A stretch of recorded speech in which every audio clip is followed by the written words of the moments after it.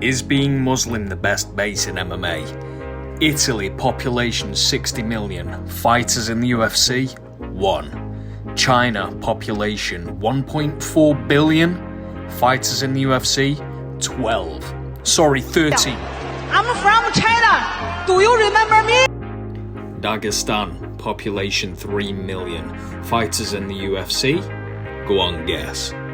27, mate.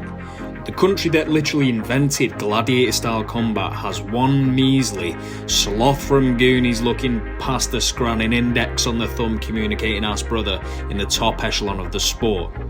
And Dagestan has 27. So why is it this obscure war-torn nomadic province in Russia's Caucasus Mountains has 27 times the amount of talent while having 20 times less people than Italy and 466 times less people than China? Literally Bruce Lee's home turf. Who allowed this? This past weekend we witnessed a full Dagestani sweep at UFC 294, with 3 of those fights being first round finishes. Despite different opinions on the co-main event between Usman and Hazmat, which by the way I know Hazmat is Chechen, relax, the conjoined provinces and the general sentiments apply to both. Now, did Kazmat struggle after his initial dominant first round? Yes. Did he look a bit silly after all of his supervillain eccentricities in the lead-up? Slightly. But he got the dub regardless, and this card begged the question: why are Dagestani and Chechen fighters so dominant in MMA? Hazmat, Khabib, Islam, Umar, Usman, not that Usman, Zabit, Ankalaev, Sharaputin, Aliskerov, Mokaev. Combined record, 174 wins to 4 losses. Though I'm not sure Sharaputin is actually Dagestani between the fact he has no takedown defense and also with that hair and complexion he looks slightly like a lit spliff. However, that, gents, is an utter madness, especially since one of those 4 losses was Aliskerov's loss to Chimaev, meaning only 3 losses came from the hands of non-Russian Muslims. That is crazy. During the Soviet times of Russia, the government wanted to have a more hand-to-hand, hardened military force, so they funded combat systems which resulted in the creation of Sambo, which translates to self-defense without weapons, and is Dagestan's #1 most used martial art. You can see Sambo moves such as the Dagestani handcuff frequently used to great effect, though it isn't the only martial art to be used in the region. Other styles such as Judo, Roman Greco wrestling and Muay Thai are also practiced, however wrestling disciplines are their bread and butter. Unless you're this ginger cunt. Even Vladimir Putin is trained in Judo and Sambo. The West is done for, bro. And Dagestan not exactly being the entertainment capital of the world, there isn't much to do there. And whereas this is the case in many Russian and ex-Soviet provinces, many people turn to alcohol to pass the time. Whereas in the Caucasus, the population is predominantly that of Sunni Muslim faith. And as such, there's a fat chance you'd find these brothers in one of those New Year's Eve Renaissance paintings.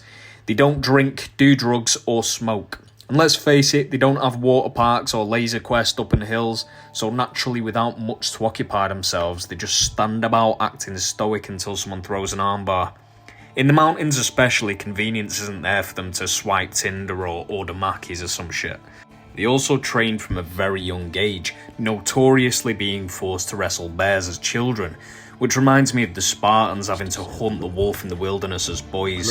And they continue to have long amateur careers, with Islam allegedly having 300 fights under his belt. Therefore, with their early start in training, they can have up to a decade experience on their opponents in the UFC. And if I see someone like my age, my size, I'm like, okay, father gonna make me wrestle.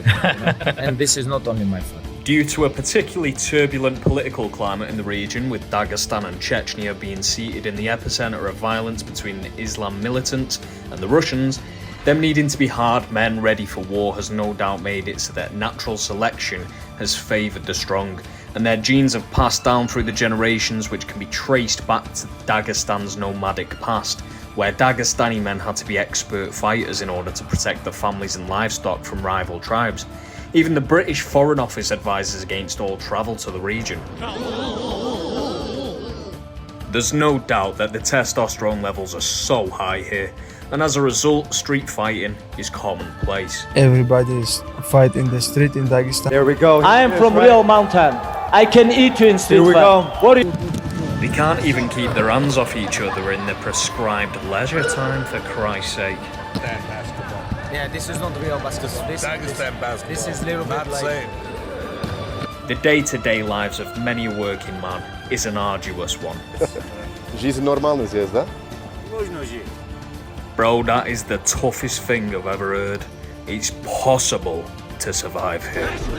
All I'm saying is you won't find Dagestani lads and lasses dancing on TikTok, arguing over whether it's virtuous or heinous to hold a door open for a female, and chucking soup at historic artworks. The people are hard, and they're used to the grit of life in the cold mountains. It's like a nation of SAS/Navy SEAL-esque men. Things like building houses from the bare hands is just something we're incapable of doing in the West. When you have a son, you have to build him a house as a father. And so one guy over here has 6 sons, and so he has to build 6 houses for his children. To highlight the difference in mental toughness, look at the way Mohamed Mokaev endured the pain of Filo's insane armbar, only to go on and make Filo tap the next round and roll him out like Filo. Just an incredible display of toughness, which he again showed at UFC 294 against Tim Elliott, who from my memory even gave Mighty Mouse a tough time. This kid is unsubmittable, bruv. In addition to the mental advantage, due to the exposure to rigid terrain and high altitude, these men have unlimited exposure to high altitude training, which gives them a huge cardio and stamina advantage, not you, over the mere sea-level mortals, explaining the high pace and ability to continually shoot takedowns, which is exhausting.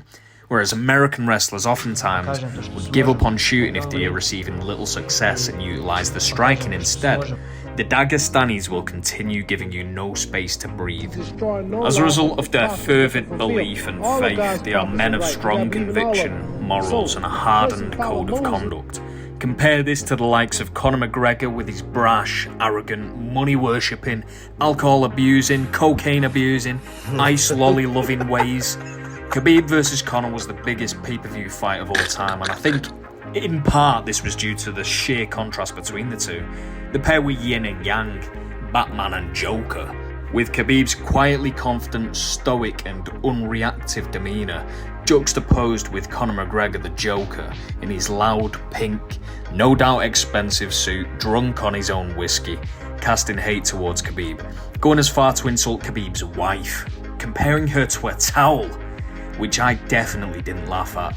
This was a true crossroads of personalities that incited the curiosities of people all over the globe. Someone like Hazmat may seem to carry a hefty ego with him with the basic villain smirk he has equipped at all times. But make no mistake, neither Chechens nor Dagestanis bring that ego to the mat. Elders are highly respected in Dagestan, especially in the dojo. You will not argue with the coaches, you do as they say and that is the end of it. Hazmat even unexpectedly went on to praise Usman's coaches in the post-fight speech. I was more scared about his coaches. And as such, most fighters from the region do it for the pure reason of being the best fighter. It isn't only about money, and therefore most of them are immune to fame and riches corrupting them or diverting their attention from complete discipline. Put it this way, I doubt you're going to see Islam partying like McGregor or wearing Gucci mink like Kamaru anytime soon. Most of their money funnels back through the community to help their own. In the same way none of us Western dummies knew Kazakhstan existed before Borat came along and shed light on it. Similarly with Dagestan, where Khabib broke through the obscurity buttress and put Dagi on the map. Will we one day see the entire rankings just dominated by Dagestani and Chechen fighters just looking like Russian dolls on the way down?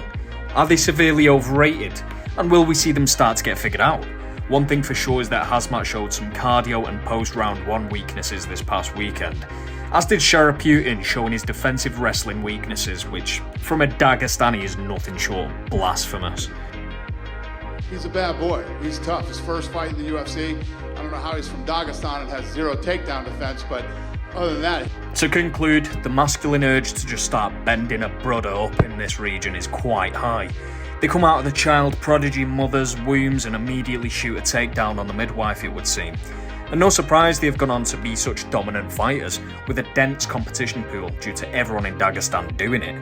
The best of the best are pushed to be such, and no doubt the rise of these Dagestani stars are only spurring on the youth to continue in the footsteps, so this domination is unlikely to slow down anytime soon.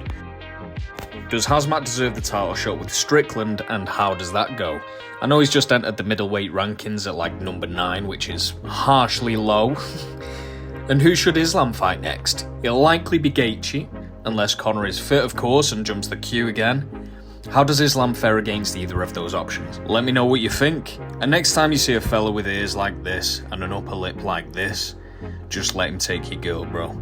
This trim is the grooming version of a facial tear tattoo. Thank you for watching, smash like button and subscribe to this #1 bullshit.